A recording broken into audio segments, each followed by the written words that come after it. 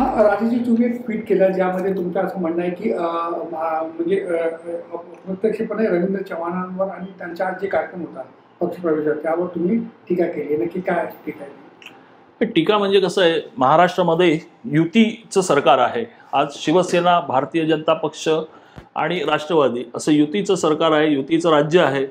आणि अशा वेळेला सामंजस्याने ठरलेलं असतं की एकमेकांचे कार्यकर्ते हे आपापल्या पक्षात प्रवेश करून घेऊ नये.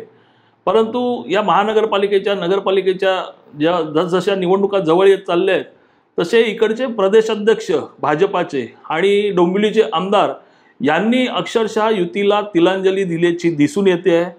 गेले अनेक कार्यक्रमातून आणि प्रवेशातून असं दिसून येतं आहे, अंबरनाथ नगर परिषदेतले आमचे एक यादव म्हणून नगरसेवक होते, त्यांचा प्रवेश केला, शिवसेनेचे नगरसेवक होते.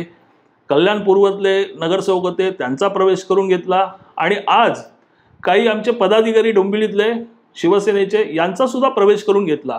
तर यांना युती नको आहे का? तर त्यांनी स्पष्ट सांगावं. तर त्यांनी या माध्यमातून स्पष्ट सांगितलेलं आहे. त्यांनी तिलांजली, मी पहिला शब्द वापरला की तिलांजली दिली. मागील काही कार्यक्रमात सुद्धा ते स्वतः आज प्रदेश अध्यक्ष आहेत.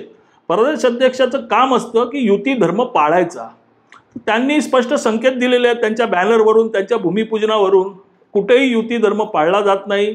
आणि असं जर असेल तर आम्ही या माझ्या ट्विटमधून मी संदेश माझ्या पक्षप्रमुखांना, माननीय एकनाथ शिंदे साहेबांना, खरं म्हणजे एकनाथ शिंदे साहेबांच्या कामामुळे, कार्यामुळे, ते मुख्यमंत्री असताना त्यांनी जे काम केलं होतं त्या कामामुळे पुन्हा सरकार बसलं, पुन्हा युतीचं सरकार आलं. जर असं असताना जर या पक्षाला जर विचारात घेतलं जात नसेल, शिवसेनेला विचारात घेतलं जात नसेल तर साहेबांनी सुद्धा संयमाची भूमिका ठेवू नये. शिवसैनिक समर्थ आहे प्रत्येक गोष्टीला उत्तर द्यायला, तर साहेबांनी सुद्धा संयम सोडावा. युती धर्म ते जर पाळत नसतील तर आपण सुद्धा पाळू नये, असे आमची प्रामाणिक भावना आहे.